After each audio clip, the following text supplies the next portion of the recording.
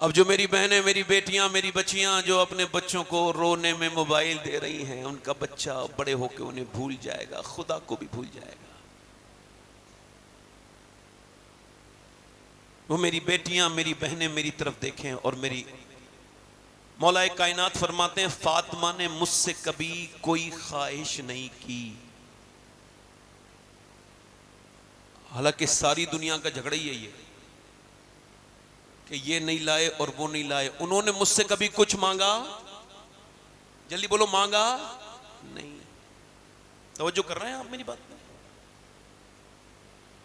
मौला अली फरमाते हैं, मैं अपने घर में आया, मैंने वो जो दिए खातून जन्नत ने उसको चक्की में रखे, बनाया खाना, और उसके बाद ये इंतजार हो रहा है अजान की आवाज आ जाए। अजान की आवाज तो नहीं आई। अजान की आवाज से पहले एक आवाज आई जो एक गैर मुस्लिम की थी, मुसलमान की नहीं थी। कैदी था, कैदी, असीर, आके बोला, ए हुजूर की बेटी, पूरे मदीने में घूम के आया मगर किसी ने मुझे कुछ नहीं दिया, मैं बहुत भूखा हूं और कैदी हूं, क्या आप मुझे कुछ दे सकती हैं?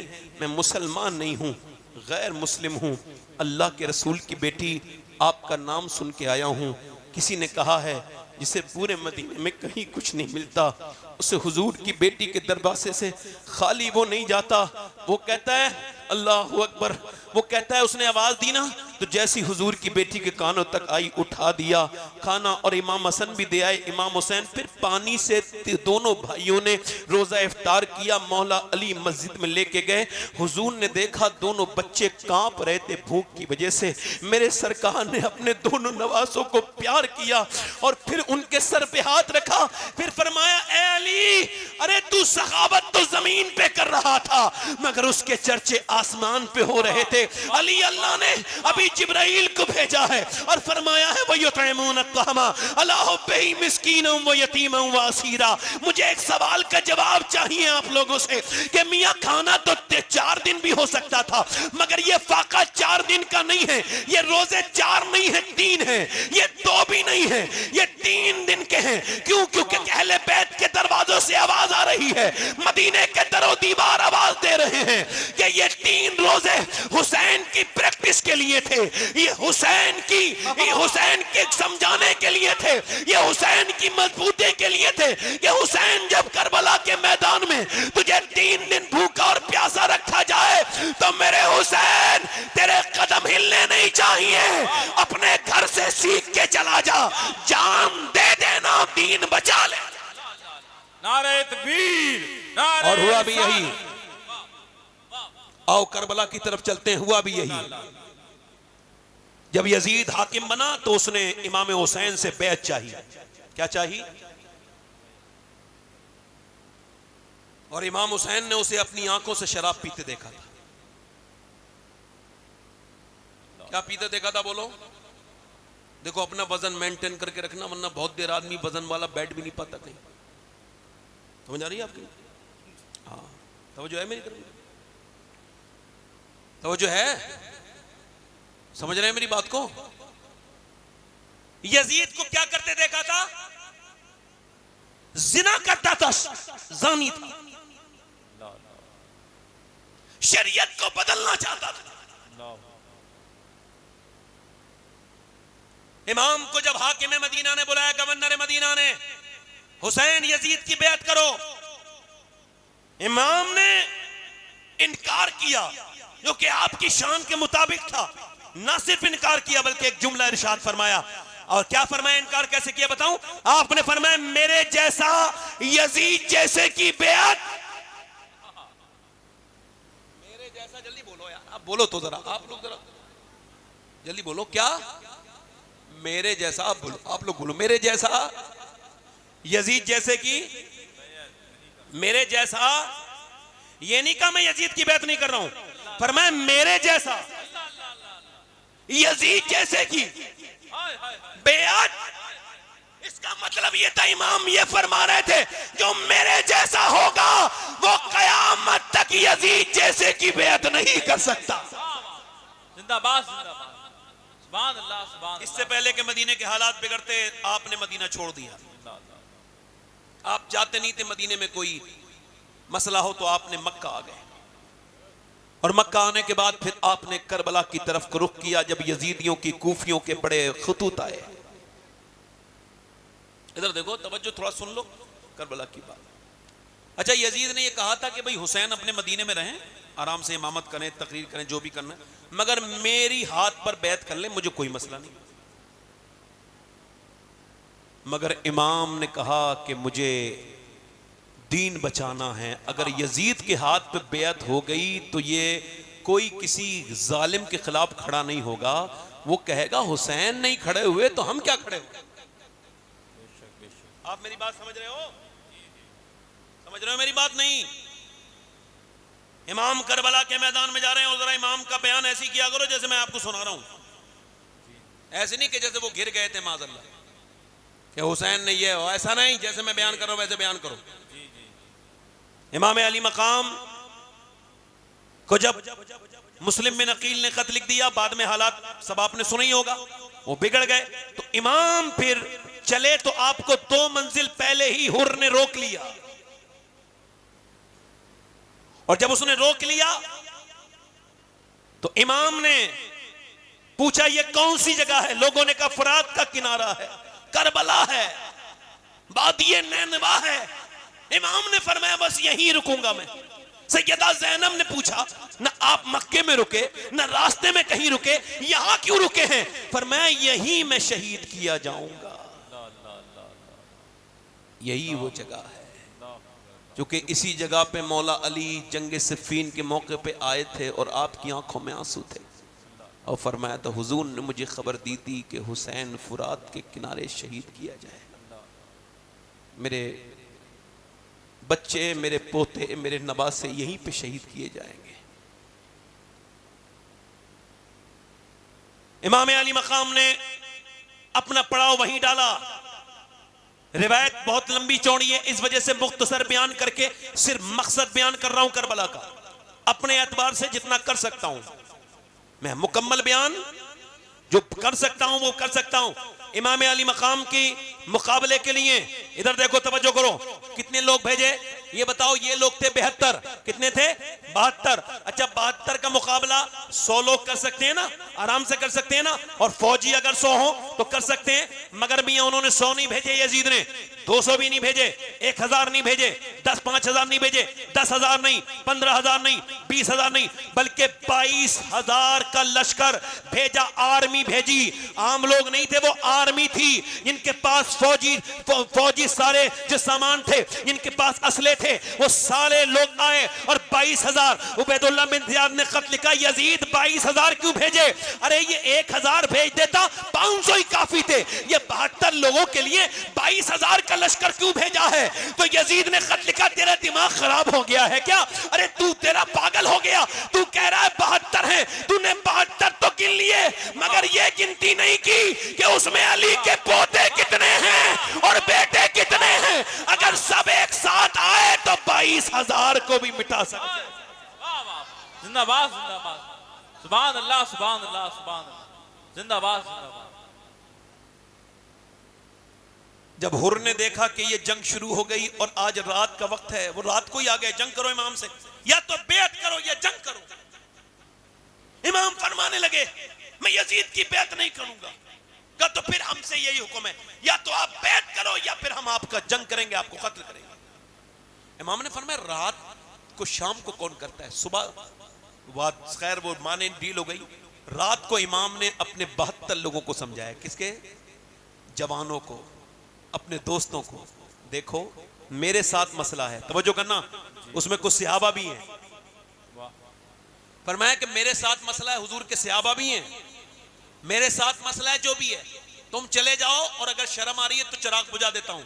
अरे दो चिराग बुझा दिया, जब चिराग जलाया तो बैठे हैं। फिर इमाम ने तकरीर की कि चले जाओ, अपने घर को देखो, मुझे चाहता है यजीद, उसका तुमसे कोई मसला नहीं, तुम लोग निकल जाओ, रात का वक्त है। फिर आपने चिराग बुझाया, फिर चिराग जलाया, तो फिर वो लोग वहीं बैठे थे। फिर तीसरी मर्तबा भी यही हुआ, इमाम ने फिर चिराग जलाया, फिर बुझाया, फिर जलाया, तो उनकी आंखों में आंसू थे। इमाम ने कहा तुम जाते क्यों नहीं? तो उन्होंने कहा हमारे बाप दादा जंगे बद्र में आपके नाना को छोड़ के नहीं गए थे, हम करबला में हुसैन आपको छोड़ के नहीं जाएंगे, और हुसैन आपको छोड़ के हम जा कहां सकते हैं? आप दुनिया में भी हमारे सरदार हैं, आखिरत में भी हमारे सरदार हैं। इमाम के सामने जब वो रोए तो अब सुनो, मेरे इमाम ने कहा तो फिर मेरे आशिकों और मेरे जानिसारों जरा आसमान की तरफ चेहरा करो। लोगों ने ये नहीं कहा कि ऊपर क्या है, ऊपर तो सिर्फ कनाकते लगी हुई है, कपड़ा है क्या देखें। गुलामों ने जब ऊपर किया तो इमाम ने फरमाया तो फिर मेरे ऊपर कुर्बान होने वालों, तुम जन्नत में बाद में जाना, अपनी अपनी जन्नतों के दीदार पहले ही कर लो। जब उन्होंने नजर उठाई तो सबने जन्नत। नारे तकबीर, नारे रिसालत, हुजूर सैयद शवाद मियां साहब क़िबला। और आज ये नमी शब है, आज अपने दिलों को आप थोड़ी देर के लिए करबला ले चलिए। सुबह होती है और वो धूप निकलती है, फिर वो सूरज चढ़ जाता है, और फिर मेरा इमाम अपने भतीजों को कभी भेजता है, कभी भतीजा जिद करता है मुझे जाने दे, कभी आपके भाई 4 शहीद हुए, उसके बाद आपका एक बेटा था जिसका चेहरा बिल्कुल हुजूर की तरह। करबला में हुसैन पे अल्लाह का एक ये करम था कि उनको 3 हस्तियां बड़ी याद आती थी। एक तो अपने बाबा अली, और एक अपनी माँ फातिमा, और एक सबसे ज्यादा कदम कदम पे अपने नाना, जिनके कांधों पे सवार होते थे, जिनकी जुल्फों से खेलते थे। अल्लाह अकबर। मगर सुने अल्लाह का करम ये कि इमाम का जब दिल करता था हुजूर का दीदार करने के लिए, तो करबला में तीनों ये मौजूद था बरकतें कि हजरत इमाम अली अकबर का चेहरा बिल्कुल हुजूर की तरह था। वो उनको देखते थे तो नाना की प्यास हल्की पुल्की हल्की हो जाती थी, और फिर जब उनका दिल करता था मौला अली को देखें तो अब्बास अलंबरदार का चेहरा बिल्कुल मौला अली की तरह था, वो मौला अली का चेहरा देख लेते थे। और जब दिल तड़पता था माँ के लिए तो अपनी बहन ज़ैनब को देख लेते थे। मगर हजरत अब्बास की शहादत के बाद इमाम ने कहा मेरी कमर टूट गई, मेरा भाई चला गया, अब एक जवान बेटा है इमाम अली मकाम का 18 साल का, इसका चेहरा बिल्कुल हुजूर की तरह है। 18 साल का मौला अली का पोता है, बिल्कुल प्यास से जबान सूख के कांटा हो चुकी है, और कह रहे हैं अब्बा मुझे इजाजत दें, मेरे बेटे तेरा चेहरा देख के मुझे अपने नाना की याद आती है, तेरा चेहरा देख लेता हूं, तू न जा। वो तस्वीर मुस्तफा का तकरीबन 113 घाव पूरे जिस्म पे आपके आए, नेज़े के, भाले के, तीरों के। इमाम जब इतने घाव झेल चुके तो घोड़े से नीचे को आ रहे हैं।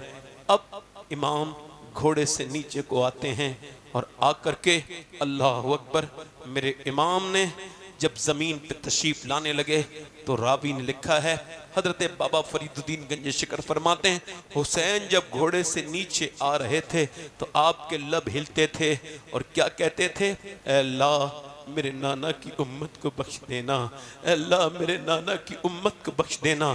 फिर हुसैन के सीने पे एक जालिम आके सवार होने लगा, आपने उसको देखा, उस वक्त को कबरा था, फरमाया तेरा नाम वही है ना? वो जालिम था शिमर। उसने कहा हाँ। आपने फरमाया थोड़ा नमाज का टाइम है, मैं जरा सजदे में जाना चाहता हूँ।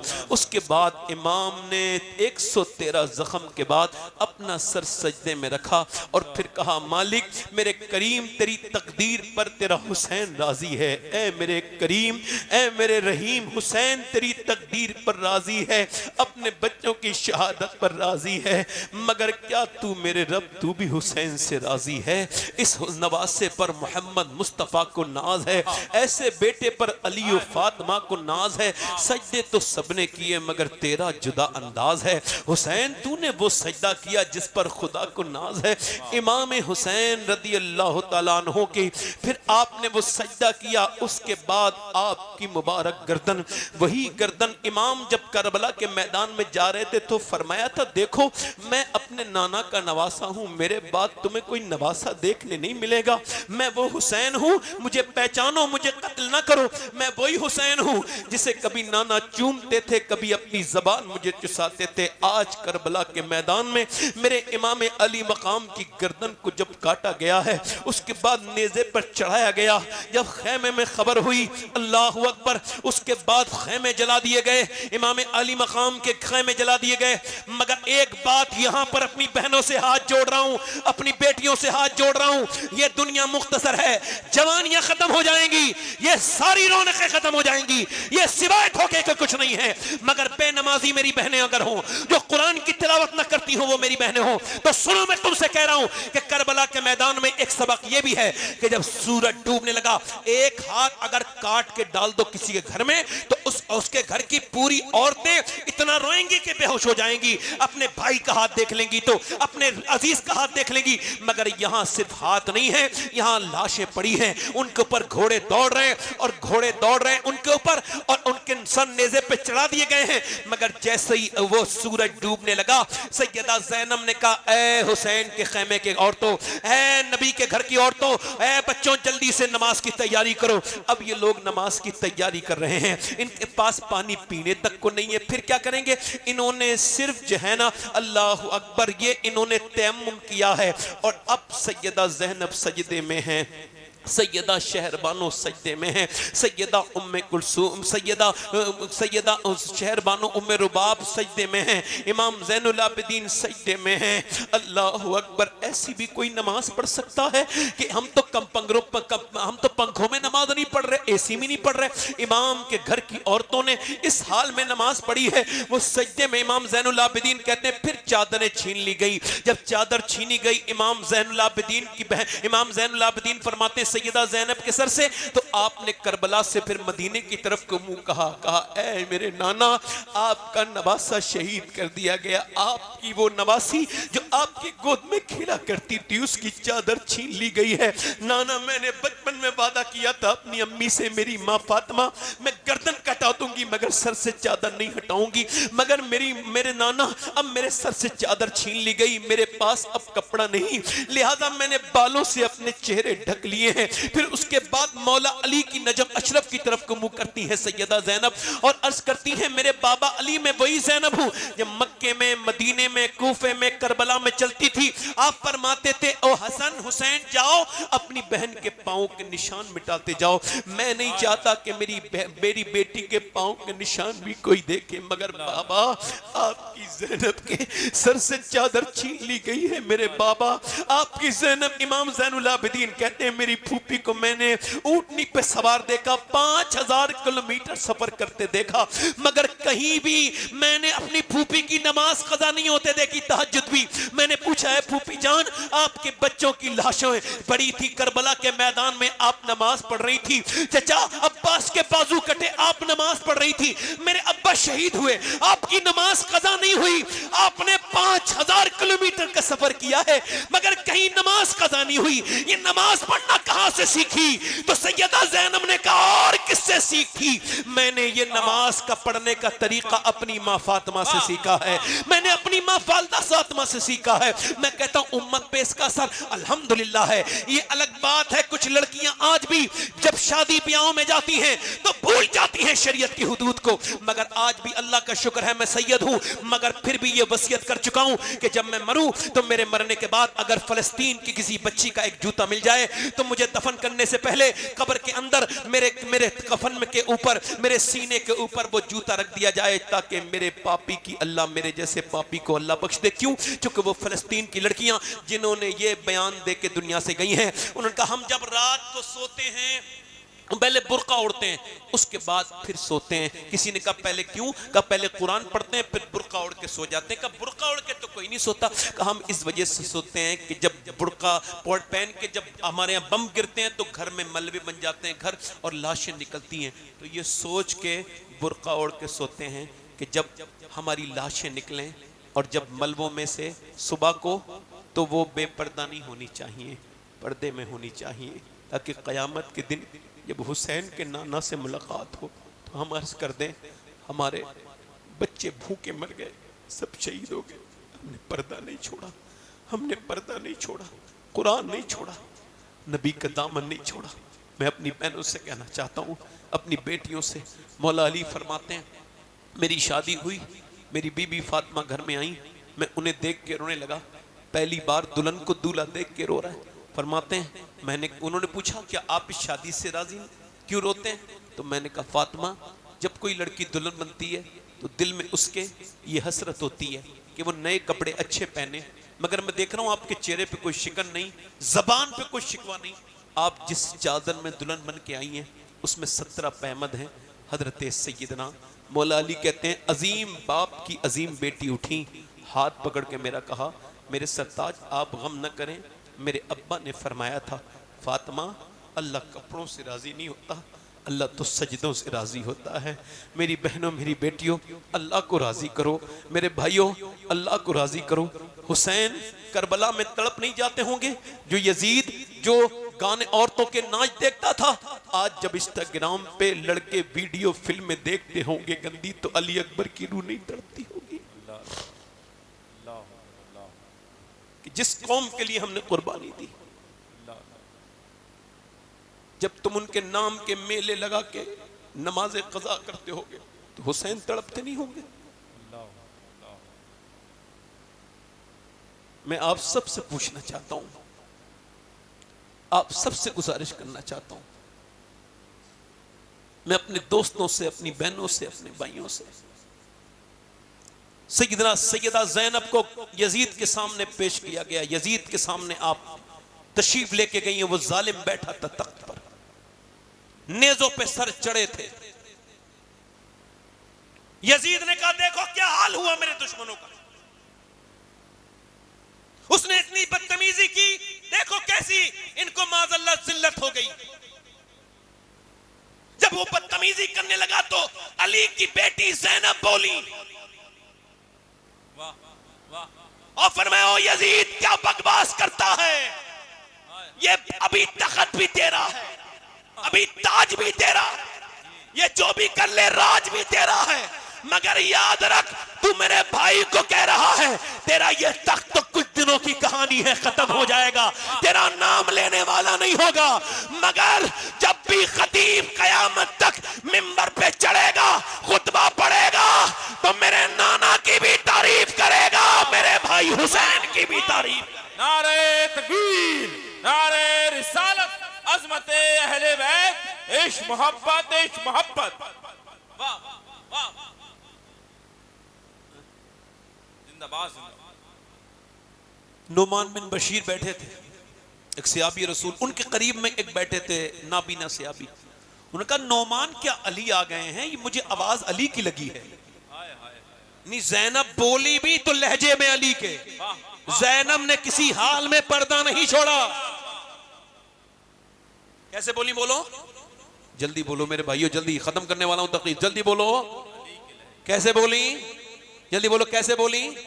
अली के लहजे में। तो नौमान बिन बशीर कहने लगे कि हुसैन की बहन ज़ैनब हैं, अली नहीं हैं, ये तो भूखी प्यासी ज़ैनब है, अगर ज़ैनब ठीक ठाक होती तो फिर बोलती अली के लहजे में, फिर बोलती अली के लहजे में। करबला के बाद 15 साल इमाम की बहन जिंदा रही सैयदा ज़ैनब।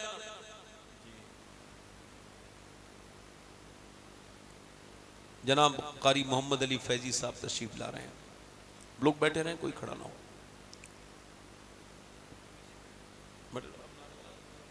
नारे तकबीर, बैठे रहो आप लोग। नारे रिसालत, नारे गौसियत, आमदे शायर अहले सुन्नत, शायर इस्लाम कारी मोहम्मद अली फैजी साहब क़िबला।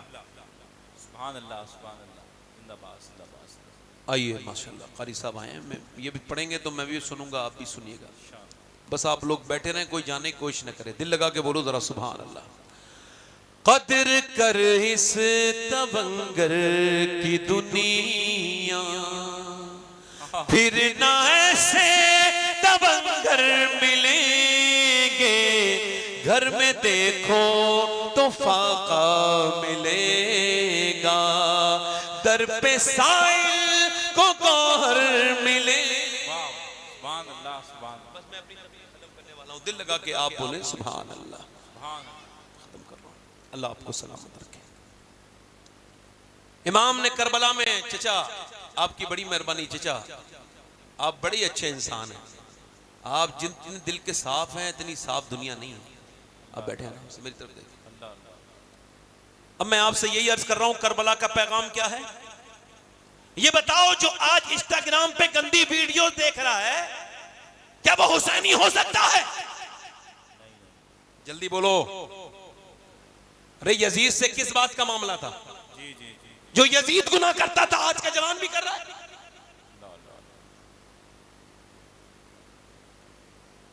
जो मेरी बेटी, जो मेरी बहन, जो मेरी बेटियां सर पे दुपट्टा नहीं रख रही, कुरान नहीं पढ़ रही, जिसे पर्दे की तौफीक नहीं, क्या वो कह सकती है मैं ज़ैनब की कुर्बानी को याद रखती हूं? बस मेरे दोस्तों, मेरी तकरीर यहीं पे खत्म हो रही है। आपसे गुजारिश कर रहा हूं, अपनी जिंदगी को तब्दील करो। मौत नजदीक है, मरो तो बिल्कुल हुसैनी बन के मरो, सच्चे हुसैनी बन के मरो, सच्चे मुसलमान बन के मरो। इमाम ने करबला के मैदान में यही पैगाम दिया है, अपनी जिंदगियों को तब्दील करो। इमाम अली मकाम के इस महफिल में अपनी जिंदगियों को बदलो, तौबा करो। आखिरी बात मेरी यह है कि एक औरत थी, और आज जिंदगानियां जिस तरह बर्बाद हो रही हैं जिन चीज़ों से, उस पर 2 मिनट की बात कर रहा हूँ। एक औरत थी बनी इसराइल में, इतनी खूबसूरत थी, इतनी खूबसूरत थी, और वो खराब औरत भी थी कि कोई ऐसा गंदा आदमी नहीं था, कोई ऐसा नवाब नहीं था मालदार जो उसके कोठे पे आता नहीं था। उसने बड़ा सा घर बना रखा था, उसी में दिन में बैठ के सच के बैठती थी और फिर अपनी रातें बुक करती थी कई कई महीने तक। एक दिन एक नेक आदमी, अल्लाह का नेक बंदा गुजरा, उसकी नजर पड़ी तो वो भी फिसल गया, उसकी नजर भी उस पे खता कर गई, उसके दिल से उसका ख्याल नहीं निकला। और मुझे अल-पिसानी रहमतुल्लाह अलैह फरमाते हैं, ज़िना की शुरुआत आंखों से होती है, आंखें देखती हैं, दिल पसंद करता है और शर्मगाह इस फेले बद को कर जाती है। उसने उस पर नजर डाली, बुरी गंदी नजर, वो चला गया, मगर 1 महीने तक दुआ करता रहा, ऐ अल्लाह मुझे उस औरत से बचा ले, मगर दिमाग से ख्याल नहीं निकला। 1 महीने के बाद सब कुछ बेच के अपना उसकी फीस इकट्ठी की और उसको बुक करके आया, तेरे बगैर चैन नहीं, बता कब आना है? उसने बता दिया। वो वक्त मुकर्रर जो वक्त था उस पर पहुंच गया, कमरे के अंदर दाखिल हुआ, वो बिल्कुल तैयार थी, कपड़े पहन के बेहतरीन और अतर बन के दुल्हन बन के बैठी थी। वो आगे बढ़ रहा है, वो जवान है, वो भी आगे बढ़ रहा है, उसकी ख्वाहिशात उसके बिल्कुल उरूज पर हैं, मगर जब नेक इंसान होता है तो अल्लाह उसे गुनाहों से बचाता है। उसने आगे हाथ बढ़ाया और फिर कांप के पीछे हट गया। उसने कहा ए, क्या हुआ? कि मैं अपने घर जा रहा हूं, मेरी तबीयत खराब है।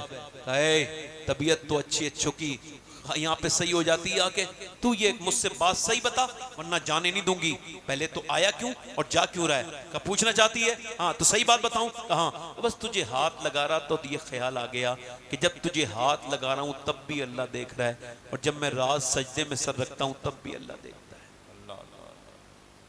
बस ये सोच के मैंने हट गया, ये कह के वो रोता हुआ वापस चला गया।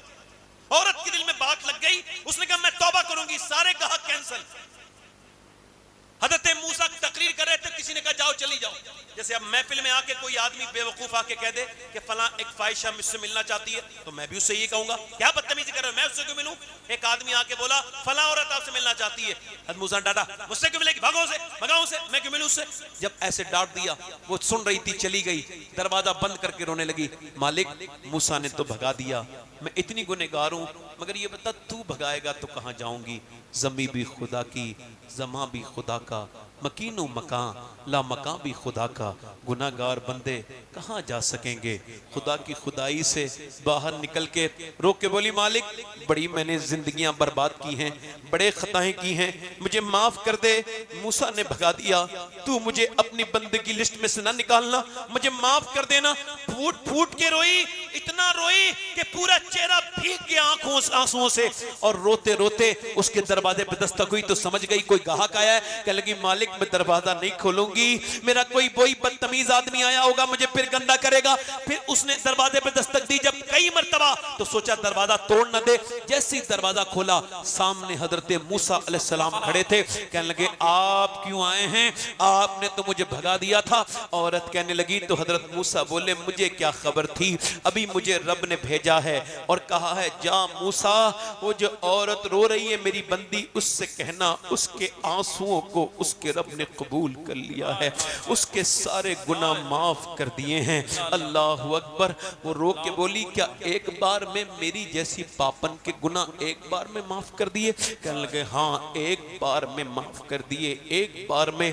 क्या वो इतना मेहरबान है? हाँ। तो फिर ये काम धंधा छोड़ के मैं जा रही हूँ। उसी आदमी की तलाश में चली गई जिसने उसके घर पे आके उसको ये तालीम दी थी। उसके दरवाजे पे पहुंची, कई महीने में मिला तो वो इसे देख के ही बेहोश हो गया। मालिक एक दिन आई थी, हाथ तक नहीं लगाया और ये हाल हो गया। मेरे परवरदिगार अपने करम से मुझे माफ कर दे। बेहोश हो गया, गिर गया, मर गया। पूरी कहानी सुनी। उसके छोटे भाई से इसकी शादी कर दी गई। इसके 7 बच्चे हुए। अल्लाह ने 7 को अपना वली बना लिया। अल्लाह ऐसा करम करने वाला है। आज नौजवान जो रातों को तन्हाइयों में जिन्होंने अपनी जिंदगियां बर्बाद की हैं, आज हुसैन के सदक़े में आज तौबा करने का वक्त है। आज वो अपने रब से कहें कि मालिक हमको माफ कर दे। एक सिहाबी रसूल हुजूर की बारगाह में आया। उसने आकर के कहा या रसूल अल्लाह मैंने फला गुनाह किया है, यानी मैंने जिना किया है, मैं अल्लाह मुझे माफ करेगा? हुजूर ने उससे कहा हाँ अल्लाह तुझे माफ करेगा, मगर उस पे आपने एक हद भी कायम करवाई। मगर उसने पूछा हुजूर हद तो कायम आप मुझ पे कराइए, मगर मुझे ये जवाब दे दीजिए क्या मैं जब गुनाह कर रहा था तो क्या अल्लाह मुझे देख रहा था? हुजूर ने फरमाया था हाँ देख रहा था। ये कह के बोला फिर मेरी हिम्मत कैसे हुई कि मैंने गुनाह कर लिया? वो गिरा और इंतकाल कर गया खौफे खुदा से।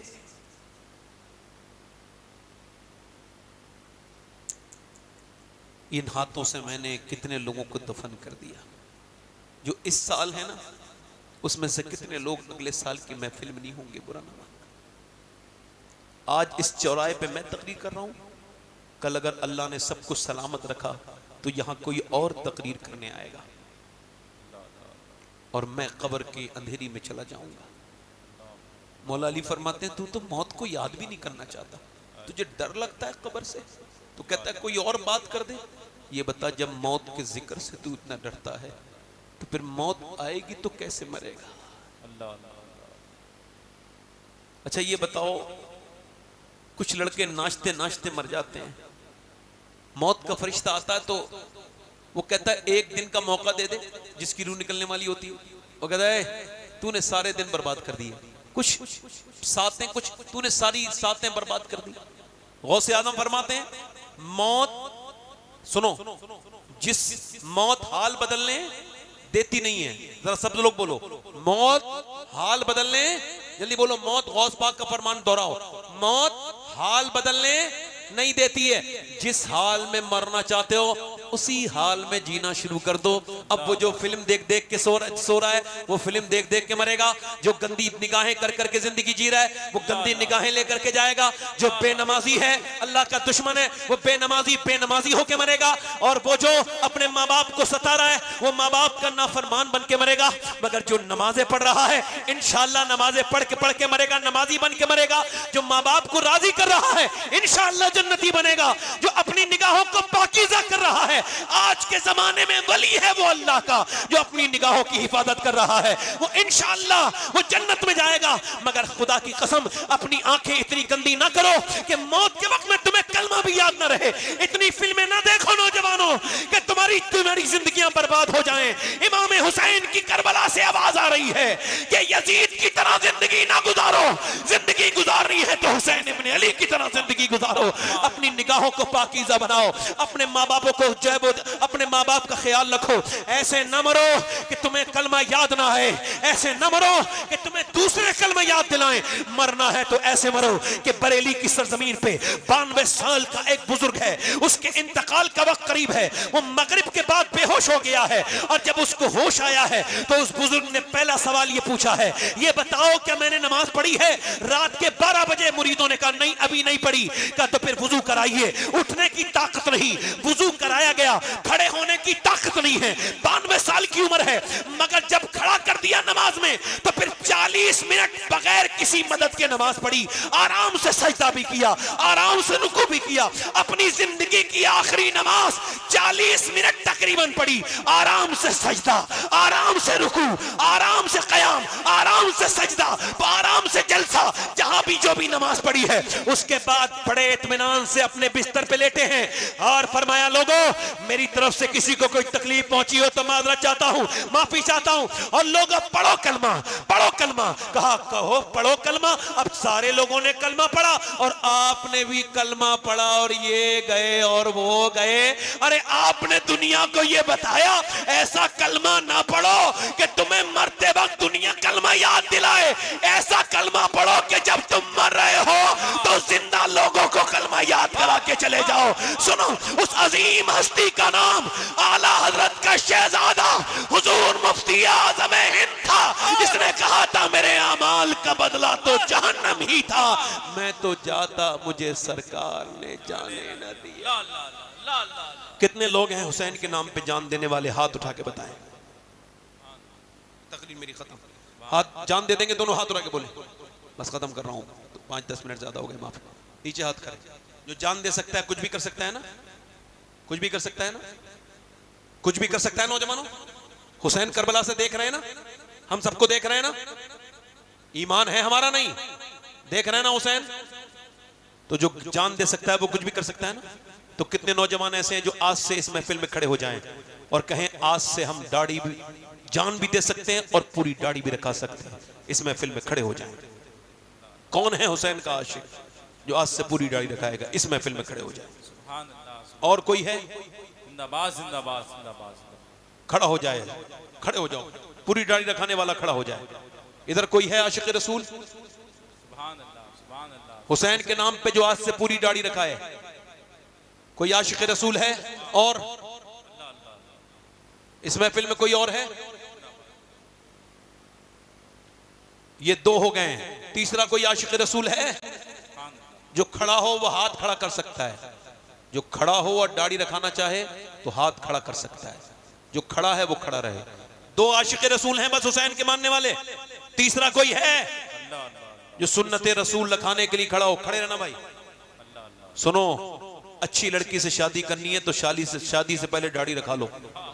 बिगड़ी हुई लड़कियों से बच जाओगे, क्योंकि कोई भी खराब और बिगड़ी हुई लड़की दाढ़ी वाला पसंद नहीं करती। दाढ़ी वाला वही पसंद करती है जिसे मदीने वाला पसंद हो। है कोई हुसैन का आशिक इस महफिल में जो सुन्नते रसूल के लिए खड़ा हो जाए?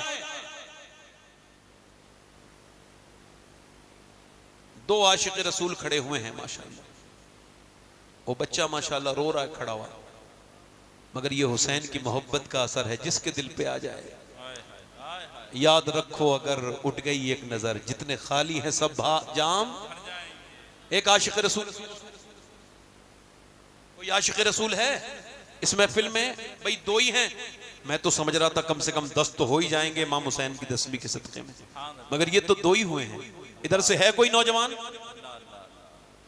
सुन्नत रसूल वाला? इधर है कोई? देखे कितनी पब्लिक है माशाअल्लाह।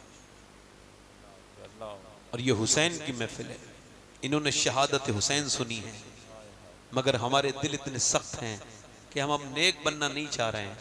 यहूदियों के चेहरे हैं, नसरानियों के चेहरे पसंद हैं, हुजूर की सुन्नत पसंद नहीं है। भाई खड़े रहो भाई, एक मिनट, हो सकता है आपको देख के किसी की गैरत जाग जाए, कोई दीवाना हो जो खड़ा हो जाए। कोई है आशिक रसूल नौजवान? और हमारी बरेली इलाके में, मुरादाबाद इलाके में तकरीरें सुनते बहुत अच्छा है, मगर ये बरकत वाले काम कुछ कमी हो। दो आशिक रसूल खड़े हुए हैं भाई, मेरे लिए तो काफी है, मगर मैं तो आपके ऊपर अफसोस कर रहा हूं कि मुफ्ती आजम के कदम यहां पड़े हैं जो दाढ़ी के मुबल्लिग थे, उनके हर मुरीद के दाढ़ी देख ली है ना। है कोई आशिक रसूल? आखिरी बार कह रहा हूं, हुजूर मुफ्ती आजम हिंद का दीवाना जो तीसरा आशिक रसूल खड़ा हो जाए सुन्नत रसूल के लिए। इतनी महफिल में इधर कोई है? मैं ये तो नहीं कह सकता कि मेरी तकरीर में कमी है, क्योंकि और जगह भी ऐसा हो रहा होता, फिर तो दो ही खड़े हो रहे होते, 21, 22, 25, 50 तक खड़े हो जाते हैं। सुभान अल्लाह, सुभान अल्लाह। मगर चूंकि उनके दिल साफ होते हैं वाह, भाई, ये सबके नसीब में नहीं होता। अल्लाह। मगर मैं कमजोर मुबल्लिग नहीं हूं, दुआ फिर भी करूंगा अल्लाह आपको तौफीक अता करे। इतनी बहुत सी पब्लिक है, मगर माशाअल्लाह ये दो ही लोग हैं। चलो अल्लाह ताला आपको बरकत दे, बैठ जाए, बड़ी मेहरबानी। मैं आपसे उम्मीद अभी नहीं तोड़ूंगा इंशाअल्लाह। नमाज की पाबंदी का इरादा करें इंशाअल्लाह। इमाम हुसैन के इस जिक्र की बरकत से जो आज से नमाज की पाबंदी करे, वो दोनों हाथ उठा के वादा करे, इरादा करे, बल्कि इंशाअल्लाह नमाज पढ़ेंगे। दोनों हाथ उठा के बताएं, अपनी बहन बेटी को पर्दे के लिए कहेंगे इंशाअल्लाह। दोनों हाथ उठा के बोलो इंशाअल्लाह। इंशाअल्लाह मसलके आला हज़रत पे सख्ती से कायम रहेंगे इंशाअल्लाह। बेअदब गुस्ताख फिरकों को सुना दे ए हसन, बेअदब गुस्ताख फिरके को सुना दे ए हसन। यूं कहा करते हैं सुन्नी दास्तान अहले बैत, वही तो मिस्कीन व यतीम व असीरा। सदक़।